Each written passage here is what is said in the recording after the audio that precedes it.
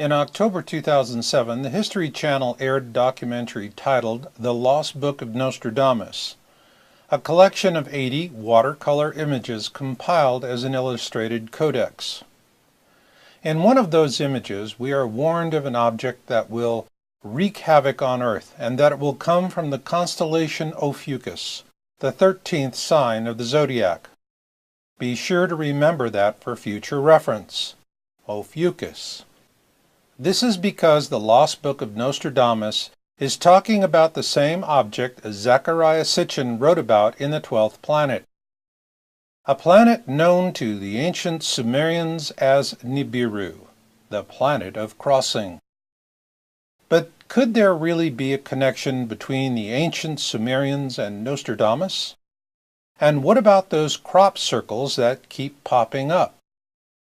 Are they warning us that in the near future, every human on the face of the planet will see a terrible sight with their own eyes, one that cannot be dismissed as mere conjecture? And if so, is there proof that Nibiru not only exists, but that it is coming our way? Only if you implicitly trust our leaders to be honest with us. In 2008, a courageous whistleblower chose to come forward, and he released images taken with the South Pole telescope in January of that year. They clearly show that Sitchin's Nibiru is actually a planet in orbit around a brown dwarf sun, a companion to our own Sol. Ergo, what's coming our way is a mini constellation that we at Yowza.com call the Planet X system. The outermost orbital of that system is Nibiru, the planet of crossing, and it has been steadily observed from 3 different surveillance cameras in Costa Rica since 2010.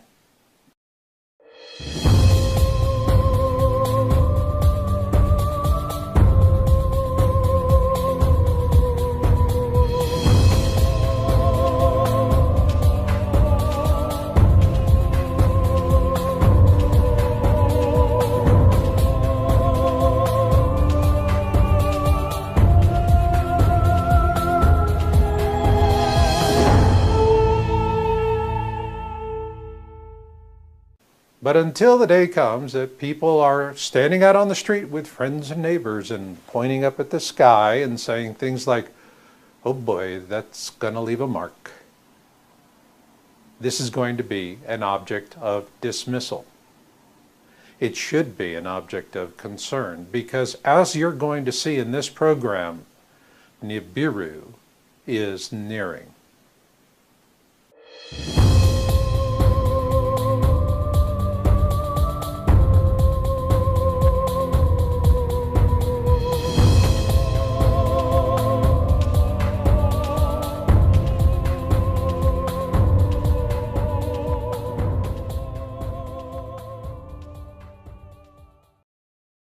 Before we present our findings, I want to address an issue that is of concern to those of you who've been following my work over the years, namely the attacks on me by self-appointed debunkers, cynics, and trolls that none of my predictions for December 21, 2012 have come to pass. Well, in fact, I only made one prediction, and we're going to talk about that later on. But right now, let's compare what the debunkers are saying against what's in my published works, beginning with Planet X Forecast and 2012 Survival Guide. In our book, Planet X Forecast and 2012 Survival Guide, we used a forecast scenario to help illustrate basic astronomy concepts relevant to the discussion of Planet X. Our goal was to answer questions we often receive from folks who visit our website at Yowza.com. A basic concept, such as the ecliptic, is important because the Earth is tilted on its axis relative to the ecliptic. Another critical concept is that of elliptical orbits. This is because the Planet X system is in a comet-like, long-period elliptical orbit around Sol. Therefore, an understanding of the relationship between the ecliptic and elliptical orbits is necessary to understanding the catastrophic solar interactions that will occur during the flyby. So did we make a prediction in this book as the debunkers claim? For the record, we never made any predictions in the book. What we offered was a forecast to illustrate the concepts I just explained. And in fact, we clearly say in the book itself, this forecast is simply nothing more than that, a forecast. How close to the mark was it? Given that Nibiru was first imaged by a Turrialba volcano surveillance camera in Costa Rica in February of 2010, you could say we were close enough for government work. So what about those self-appointed debunkers, cranks, trolls, and all their lies? The real truth is that most attacks are planted by teams of paid disinformationalists, folks with the temperaments of petty retail clerks, and they do what they do for the elites to pay their child support. And I give thanks that this is the worst I get of it, because I'd really be worried if I were a professional astronomer. It's a third-rail topic for these folks because a lot of them die mysterious, violent, and sudden deaths. And if I were a professional astronomer, I would be seriously worried about that. So now, let's move forward to a discussion of my next published work, Crossing the Cusp. In my book, Crossing the Cusp, Surviving the Edgar Cayce Pole Shift, I offer an analysis of the predictions made by a crop circle that appeared in Avebury, England in 2008. My goal in using this very unique asymmetrical crop circle was to illustrate a possible causality for a pole shift event. Interestingly enough, this crop circle also referenced the constellation of Ophiuchus, and what I found interesting about it was that the formation appeared in two parts just days apart. Equally amazing is that both parts fit together with surgical precision, resulting in a massive formation that was nearly the size of 4 soccer fields. So what about my analysis of the Avebury crop circle? Although the first surveillance camera at Turrialba failed during an eruption event in early 2012, the images you now see came from the newer second camera we first began monitoring on January 5th of 2013. As to my analysis of the Avebury crop circle, it was nothing more than that, an analysis. But given that Nibiru was once again being imaged in January 2013, I think it is fair to say that once again we were close enough for government work. So, what about that one prediction that I made for December 21, 2012? Truth be known that on August 17th of 2012, I did in fact make a December 21, 2012 prediction while being interviewed by National Geographic. As we were preparing for the interview, the producer gave me a heads up that he would be asking the question and to be prepared. During the interview, he asked, "Marshall, what exactly will you be doing on December 21, 2012? My prediction was that I would get up that morning and do what I do every morning, make my coffee. And sure enough, on December 21, 2012, I woke up and made coffee. And that was no lightweight prediction because I take my coffee very seriously. So, for December 21, 2012, I'm 1 for 1. But you know, during that interview with National Geographic, I also shared my thoughts on a couple of other things. While I did not see a clear correlation between Planet X and Mayan prophecy, I do see a very clear correlation between Planet X and Hopi prophecy. I grew up in Phoenix in the 1960s, where I developed a genuine respect for the Hopi and their folklore. Therefore, I take a serious view of their blue Kachina prophecy, which predicts the appearance of a blue harbinger object followed by the appearance of a red object which will cause a cataclysm. Hopi prophecy is so important to me that on April 20th in 2013, we posted a video titled Blue Kachina and its Moon. My reason was that I initially named Nibiru as Bluebonnet. This was because the object reminded me of the bluebonnet flowers I used to see in Texas in April and May. They are beautiful things to behold. Nonetheless, the operative word here is blue, and in retrospect, the one thing I wish I had included in that video would have been an explanation of something astronomers call blue shift and red shift. Blue shift occurs when an object is coming towards you because the light waves are compressed. Conversely, when an object is going away from you, it appears reddish because the light waves become elongated. Ergo, the blue Kachina and the red Kachina spoken of in this Hopi blue Kachina prophecy are in fact one in the same. Furthermore, this object has been imaged by 3 completely different camera systems at Turrialba, and this dates back to 2010, mind you. So with that in mind, let's take a look at the most recent observations since our last program in this series, Planet X 101, Who, What, Why, Where, When, and How.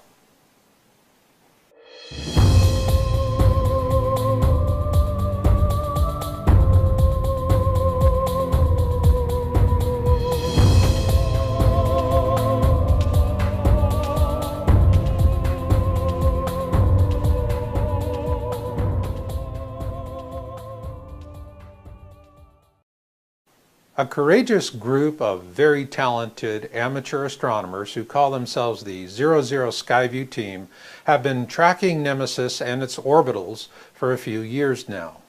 And it's really sad to see how much they get attacked and from so many different angles. As the old saying goes, no good deed goes unpunished. On October 21, 2013, the 00 Skyview team posted a YouTube video titled Now Seen in the Western Sky.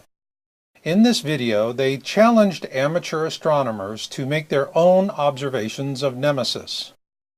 All that was needed for the observation was a basic telescope costing a few $100s, and they made the instructions very simple for the benefit of newbies.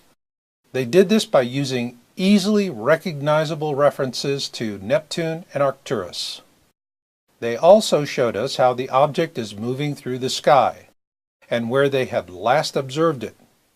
What you see here is what they observed, and they provided this image so newbies could recognize what they were looking at. And here's an enhanced close-up. Admittedly, it is not a delightful viewing experience like the rings of Saturn or finding the moons of Jupiter. Rather, an observation like this has an ominous feel to it, as it should, because it is a brown dwarf star, a sister companion to our own Sol. So let's take a close look at it. Nemesis is a brown dwarf star. It was only in the 1960s that they were first theorized to exist, and at that time they were called black dwarfs. Unlike our Sol, a brown dwarf lacks the mass to sustain a nuclear furnace, so they are by nature very dim and difficult for astronomers to observe. Also, they can be surrounded by a dust disk, as shown in this artist's illustration, which makes them even more difficult to observe. Because Nemesis has a dust disk, let's take another look at it. If we were to imagine that we are floating in space with Nemesis before us, it would probably look somewhat like this. It would be dark and surrounded by an ever-shifting dust disk that would only make it even more difficult to observe. It is why Chilean astronomer Carlos Ferrada, the man to theorize about the existence of Nemesis, called it the black star. He called it black for a good reason. The part of the light spectrum that is visible to the human eye is a narrow band between the 400 to 700 nanometers range. This is why the Planet X system will need to be much closer to our Sun before it is visible everywhere on the planet.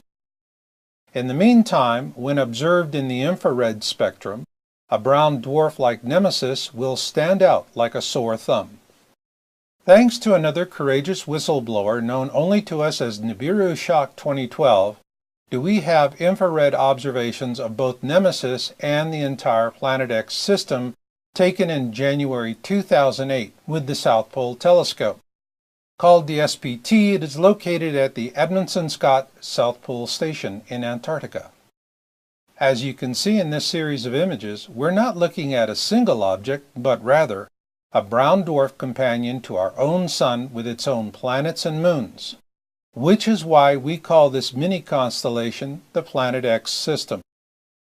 Also of note in 2008, another whistleblower known as DNIR 4808N1 leaked an observation of Nemesis made with the SPT in May of that year. When you put them side by side, it's clear that we have not one but two observations of the same object taken months apart. In other words, clear confirmation. I personally witnessed how both of these YouTube channels came under professional attack. This was a takedown, a suppression, pure, plain, and simple. But, you know what? There's still the gift that keeps on giving. Ha ha ha. So with that, let's take a look at the object I initially dubbed Bluebonnet. And we've been observing that from the surveillance cameras at Turrialba, and it happens to be the outermost orbital of the Planet X system. This image from the Turrialba volcano in Costa Rica was captured with the third camera system installed there, which in a word is simply pathetic. Nonetheless, if you look closely, you'll see our object of interest. I first dubbed it Bluebonnet, but it actually happens to be the planet Nibiru, which orbits Nemesis, the brown dwarf observed by the 00 Skyview team in October of last year. There's a lot of confusion about Nibiru out there, because most people do not understand that Nibiru, also known as Planet X, Hercules, Red Planet, Destroyer, Frightener, and other names, is the outermost orbital of Nemesis. Therefore, Nemesis and Nibiru are part of what we refer to as the Planet X system, a mini-constellation in orbit around our own Sun, Sol. Now, okay, some of you might be saying, hey, next time I'm at an altitude of 13,000 feet on top of a volcano, tell me which way to look. In the meantime, can we see it here in the United States? Well, if you look up, you can.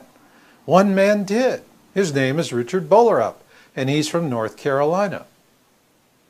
Richard is a professional contractor and spends most of his days outside. And he does something that 99.99% of everyone else in America fails to do every day. He looks up at the sky. You know, it's a funny thing to say, but the next time you walk through an airport departure lounge, take a moment to notice what I call the zombie shuffle. You'll see people looking at their slavetronics instead of looking at each other. As you do, notice how quiet the terminal can be. All you'll likely hear are the sounds of airport workers and the air conditioning system. Otherwise, everyone else is buried into their slavetronics and oblivious to the world around them. But not so for Richard Bolerup. He looks up, and now in his own words, he's going to share with us what he observed in the skies above Statesville, North Carolina. This is Marshall, and I'm interviewing Richard Bolerup of Statesville, North Carolina. Richard, thank you for stepping up to the plate. Thank you. Now, we're going to show two images here, and the first one we're talking about you took on December 13th, 2013. Did you see this with your own two eyes? Oh, most definitely. Is that what prompted you to take the picture? Oh, no doubt about it. And you used a Samsung 13-megapixel smartphone? Yes, Samsung Note 3, actually. All right. At the moment you saw that blue object in the sky, what caught your attention? What made you look? Well, the first thing, I was working on a roof, because I'm in construction, and I happened to, take a break. My back was hurting a little, and straighten myself out, and I looked up, and I noticed there was a secondary light in the sky besides our sun. Mm-hmm. And then that really attracted me because I've heard a lot about, Planet X, Wormwood, whatever you want to call it. And then I looked and I seen that, and I started snapping photos. I know you sent us several of those.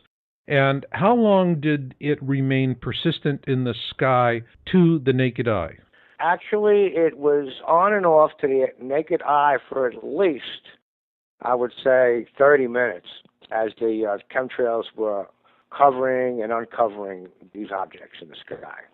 And we can see chemtrails in the picture. So was the spraying heavy that day? Oh, yes. They were trying desperately to cover it, my opinion. Okay.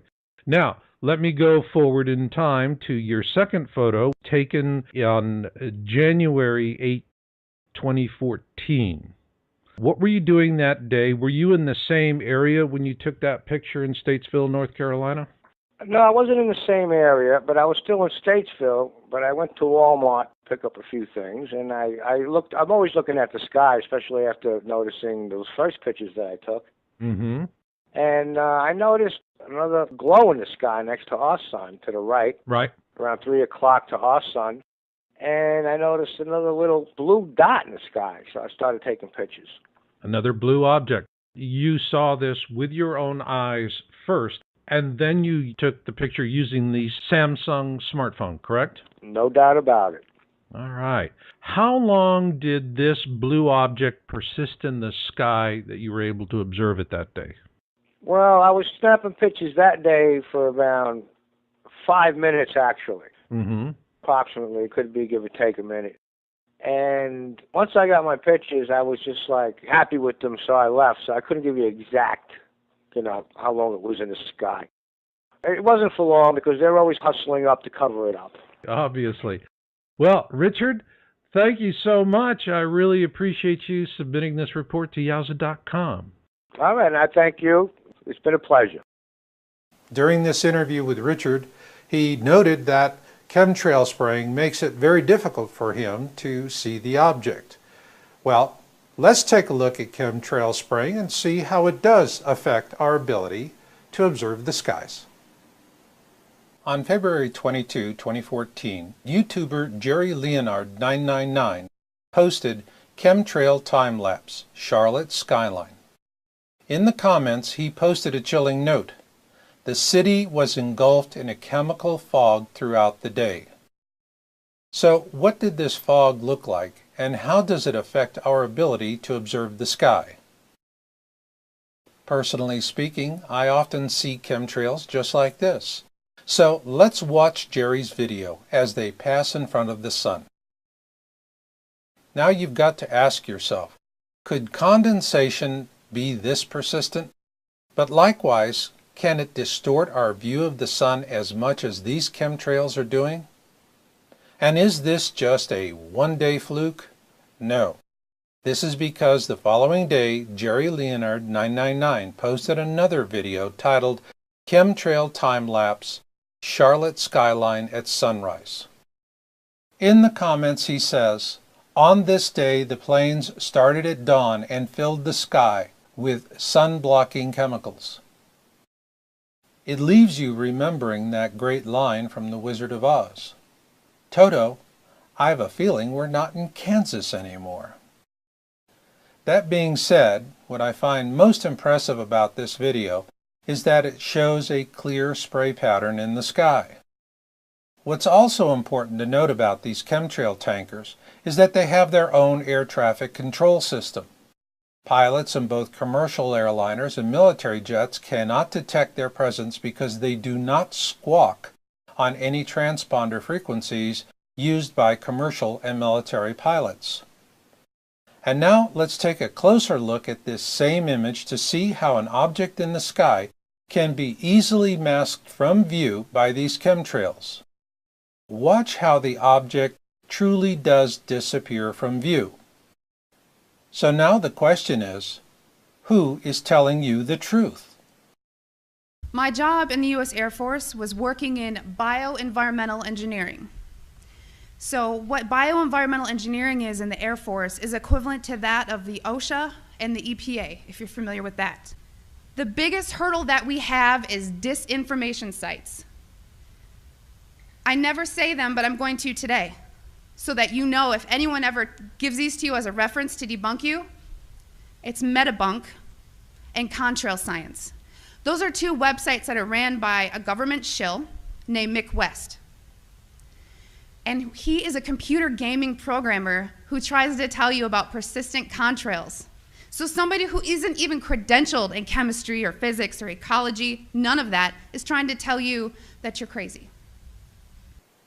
For those of you who want to attempt your own daylight observations, remember, it's an object near the sun, so you're only going to see it just before sunset or sunrise. Now, another thing is, if you've got a good smartphone, please take a picture and send us the original file from the phone. It's going to have information in there that we need. But above all else, look up. You'd be surprised how few people actually do that these days. So, now that we have all of our most current observations of Nemesis and Nibiru, let's see where we find them in the sky.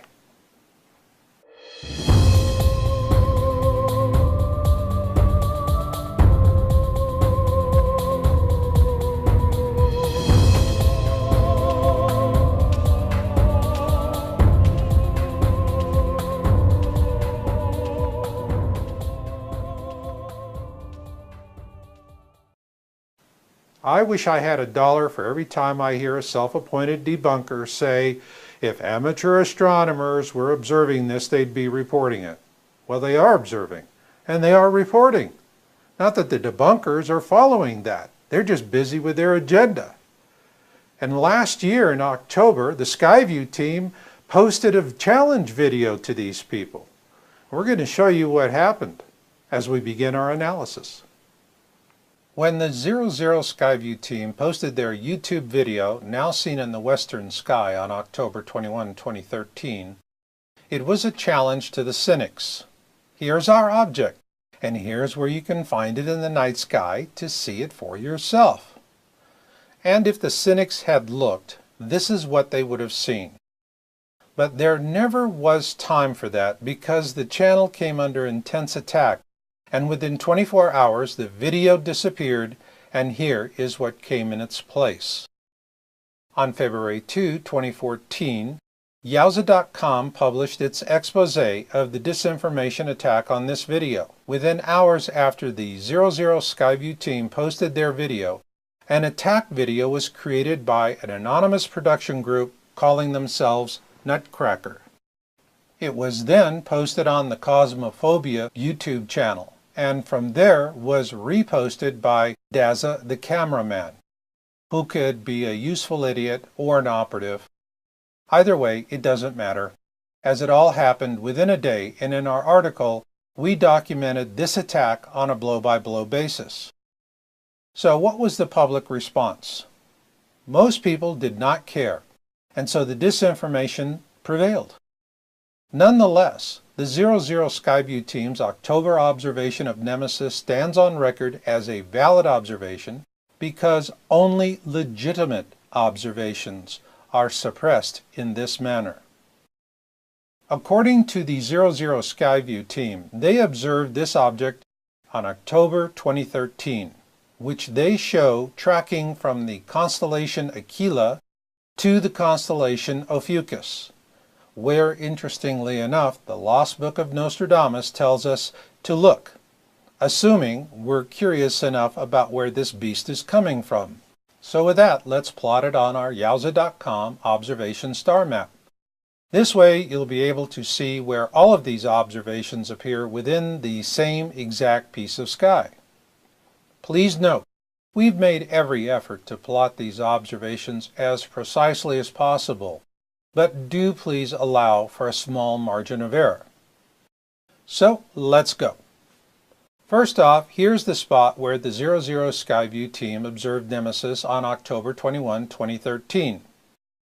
Then on December 13, 2013, Richard Bolerup of Statesville, North Carolina personally observed and captured this image of Nibiru.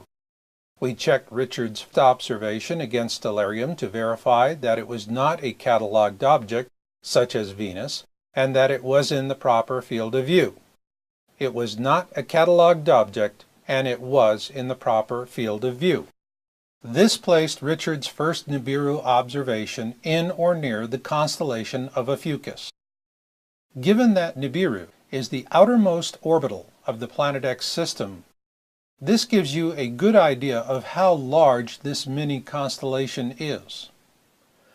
Next up is our January 23, 2014 observation of Nibiru with the third camera system installed on the Turrialba volcano in Costa Rica. We checked this Turrialba observation with stellarium to verify that it was not a cataloged object such as Venus, and that it was in the proper field of view.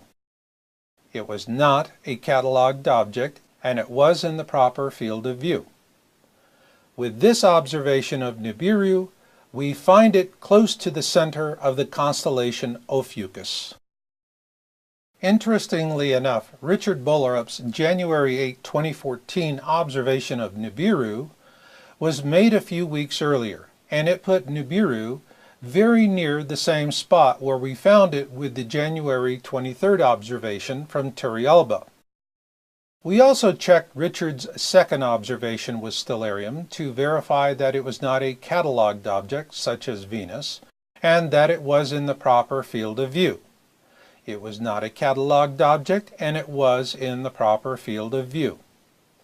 It is interesting to see the close proximity of Nibiru in these two different observations in January of this year, one from Turrialba and the other from North Carolina.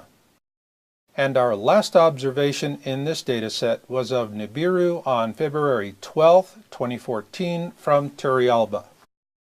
We checked this second Turrialba observation with stellarium to verify that it was not a cataloged object such as Venus, and that it was in the proper field of view. It was not a cataloged object, and it was in the proper field of view. With this observation placement, please keep in mind to allow for a small margin of error. Nonetheless, what we're seeing here is the suggestion of an elliptical orbit path.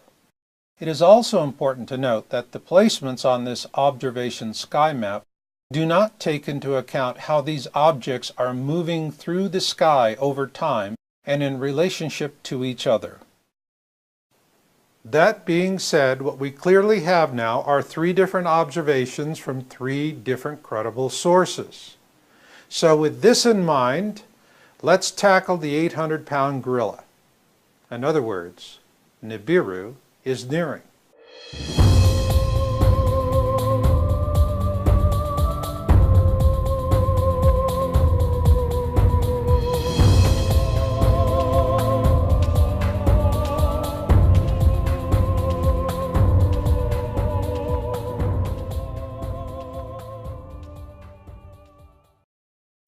I published my first Planet X article in January 2002, and I've learned a few things along the way. First off, the closer something comes to the truth, the faster it disappears. And second, well, some things just can't disappear all that easily, and so they find ways to hide them in plain sight. Which brings me to Turrialba and this object I initially dubbed Bluebonnet, which is in fact Nibiru. On February 11, 2013, we published our first video on Nibiru titled Object of Interest as Seen from the Turrialba Volcano. The cameras on this volcano are mounted at 11,000 feet above sea level and look out to the southwest with a magnificent view of the eastern Pacific Ocean. At 10 degrees north, there is very little chemtrail spraying, so the skies are clear. And as a matter of fact, at that latitude, there is no other place with such a perfect high-altitude view of the sky. Given that Turrialba is an active volcano, the purpose of these cameras is not to capture stunning sunrise photos for tourists. It's to let the folks living at the base of the volcano know if they need to bust a move. Consequently, the cameras take a real beating from the environment. The first camera to capture images of Nibiru was the standard definition camera Oviscori. And we have these captures thanks to a diligent Chilean engineer by the name of Rodolfo Quesada.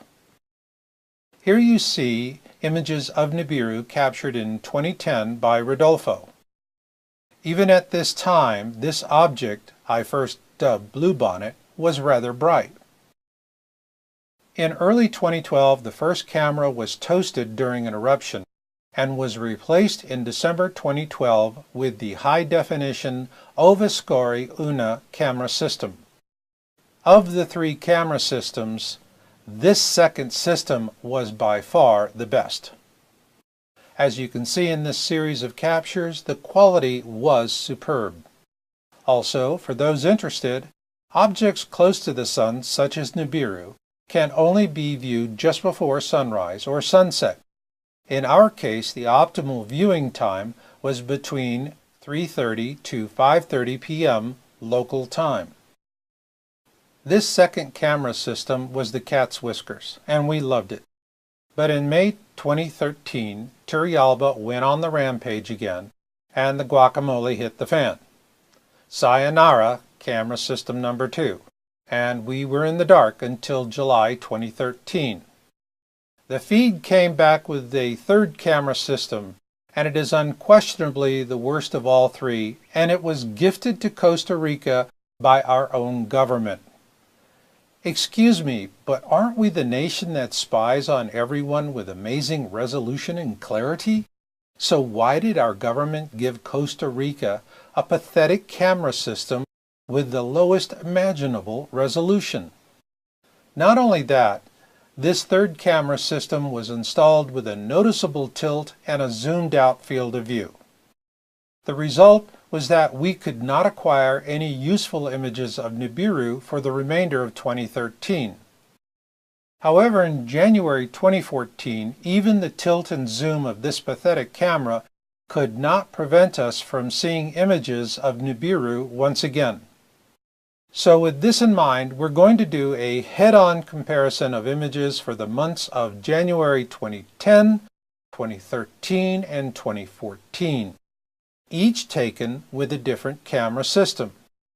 And to level the playing field, we'll compensate the third camera's bizarre tilt and zoom so that there will be a consistent relationship between all three camera systems. Now, in order to adjust for tilt and zoom, we need to start with the camera 3 image, since that is the one that is intentionally configured to be misleading.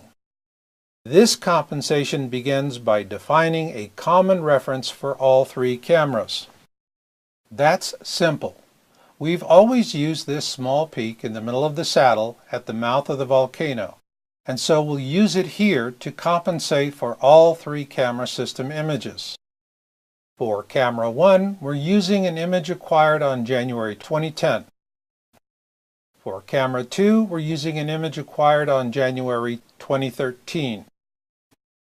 And for camera 3, we're going to use an image acquired on January 23, 2014. We'll start by using this January 23, 2014 image from camera 3, and here is the small peak in the saddle which will serve as our reference. This is what we'll use to adjust the images from cameras 1 and 2, so they are consistent for tilt and zoom with camera 3. Here we see the January 2010 image from camera 1 adjusted for the field of view for camera 3. And here we see the January 2013 image from camera 2 adjusted for the field of view for camera 3. So now that everything is on a level footing, we're ready to take a look at close-up images of Nibiru as it was imaged in 2010, 2013, and 2014 to see if there is any difference in size. Here we see our first image from the first camera in January 2010. Next is a close-up of Nibiru from camera 2 in January 2013. And now for the big bada bing. Here we see our third image from camera 3 taken in January of this year. All three close-ups are fully adjusted for zoom and tilt. Therefore, the evidence clearly shows that Nibiru has increased in size, despite the machinations of our government and the low-resolution camera it installed at Turrialba with a bizarre tilt and zoom.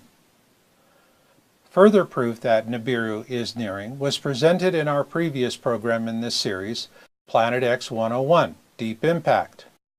Based on our intensive analysis of the report data published by the American Meteor Society, we were able to show a clear upwards trend in the number of observed fireballs and bolides beginning in 2009 and going through to a projected trend date of January 2017. We also presented a comparison of multi-state observation events and huge events with 100 or more reports, and what we saw was a slight slump in the first quarter of this year. One possible explanation for this is that Nemesis, the brown dwarf at the core of the Planet X system, has a dust disk. If we think of it like the rings of Saturn, this temporary slump in the first quarter of this year could simply be the result of Earth passing between the rings of the Nemesis dust disk. In this case, whatever comes next could be much worse. And given that Nibiru is nearing, as we have shown in this program, and that there's a sharp uptick in fireballs and bolides being observed, as noted in our previous program, Deep Impact, it's not long, folks, before we're going to be in deep kimchi. But you know what? I'm going to let you chew on that one on your own. And I'll leave it on that note. So, until the next time we meet, remember Marshall's motto, destiny comes to those who... A forecast. How close to the mark was it?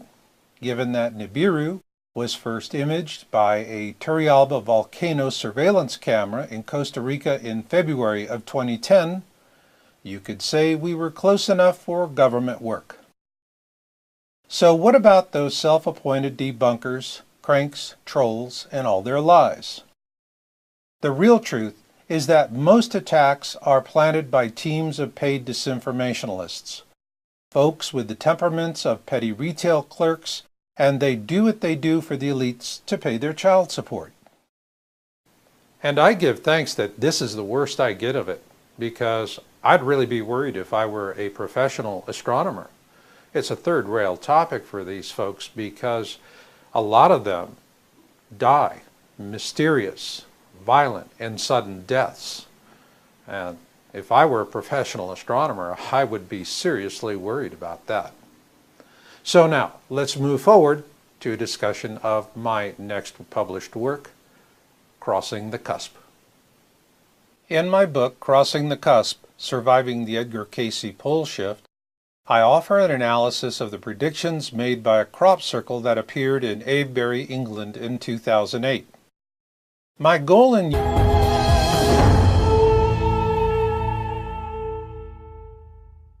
But until the day comes that people are standing out on the street with friends and neighbors and pointing up at the sky and saying things like, oh boy, that's going to leave a mark. This is going to be an object of dismissal. It should be an object of concern because, as you're going to see in this program, Nibiru is nearing.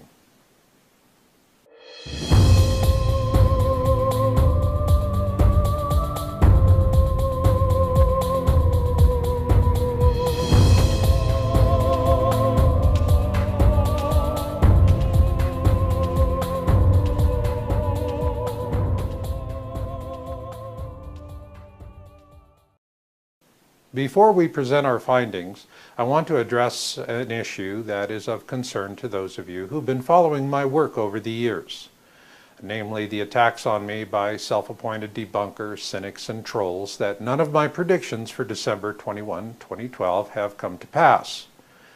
Well, in fact, I only made one prediction, and we're going to talk about that later on. But right now, let's compare what the debunkers are saying against what's in my published works, beginning with Planet X Forecast and 2012 Survival Guide. In our book, Planet X Forecast and 2012 Survival Guide, We used a forecast scenario to help illustrate basic astronomy concepts relevant to the discussion of Planet X. Our goal was to answer questions we often receive from folks who visit our website at yowza.com. A basic concept, such as the ecliptic, is important because the Earth is tilted on its axis relative to the ecliptic. Another critical concept is that of elliptical orbits. This is because the Planet X system is in a comet-like, long-period elliptical orbit around Sol. Therefore, an understanding of the relationship between the ecliptic and elliptical orbits is necessary to understanding the catastrophic solar interactions that will occur during the flyby. So did we make a prediction in this book as the debunkers claim? For the record, we never made any predictions in the book. What we offered was a forecast to illustrate the concepts I just explained. And in fact, we clearly say in the book itself, this forecast is simply nothing more than that. So, is there proof that Nibiru not only exists, but that it is coming our way? Only if you implicitly trust our leaders to be honest with us. In 2008, a courageous whistleblower chose to come forward, and he released images taken with the South Pole Telescope in January of that year. They clearly show that Sitchin's Nibiru is actually a planet in orbit around a brown dwarf sun, a companion to our own Sol. Ergo, what's coming our way is a mini constellation that we at yowza.com call the Planet X system. The outermost orbital of that system is Nibiru, the planet of crossing, and it has been steadily observed from 3 different surveillance cameras in Costa Rica since 2010.